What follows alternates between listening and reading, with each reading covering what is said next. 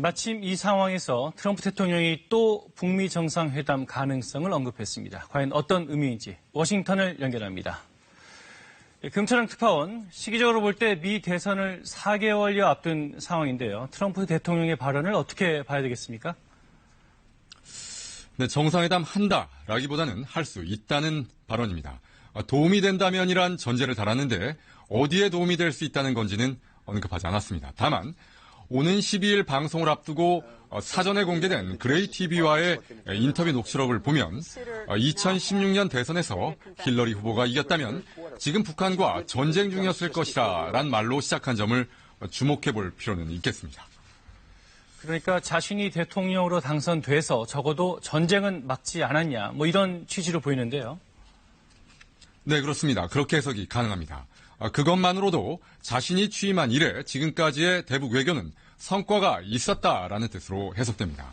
트럼프 대통령은 북한이 만나고 싶어하는 것으로 이해하고 있고 우리도 물론 그렇게 할 것이다 라고 했습니다. 북한 핵무기 개발은 더 지켜봐야겠지만 아직 미사일 운반 수단은 개발되지 않은 것 같다고 했습니다. 그러면서 미국과 북한은 9,000마일 이상 떨어져 있다고도 했습니다. 적어도 미국을 향한 직접적인 위협은 없는 것 아니냐는 뜻으로 보입니다. 방송은 12일이라고 하던데 왜 오늘 공개됐을까요? 그레이 TV는 인터뷰 내용을 방송 전에 120여 개 협력 언론사에 보냈다고 밝혔습니다. 하지만 미국의 소리방송 등 외교정책 뉴스에 가장 밝은 언론사들만이 트럼프 대통령의 북미 정상회담 관련 발언에 초점을 맞춰 소개를 했습니다. 적어도 핵심적인 외교안보 현안들에 대한 대통령의 입장, 공개하기엔 적기다라는 판단도 있었을 것으로 분석됩니다. 그렇다면 굳이 이 시국에 북미 정상회담을 언급한 이유, 대체 어떤 실익 때문일까요? 트럼프 대통령의 발언 의도, 첫째는 불안한 평화지만 북한과 좋은 관계를 유지했고 그건 성과다라는 점 강조하기 위한 것으로 보입니다.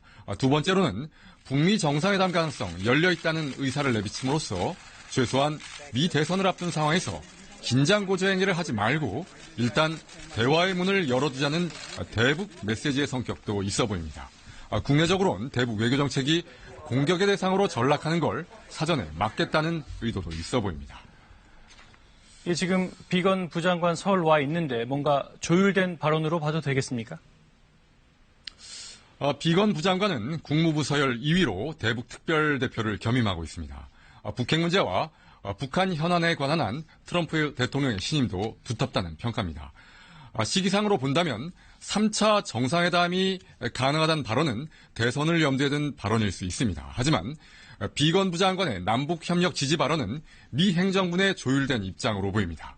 대선까지 트럼프 행정부는 한국 정부와 함께 기존의 대북 외교의 기조를 유지할 것이며 남북관계의 발목을 잡지 않겠다는 뜻도 나타낸 것으로 보입니다. 남북미 삼각관계에서 공은 이제 한국 쪽으로 넘어온 것으로도 볼 수 있겠습니다. 지금까지 워싱턴에서 전해드렸습니다.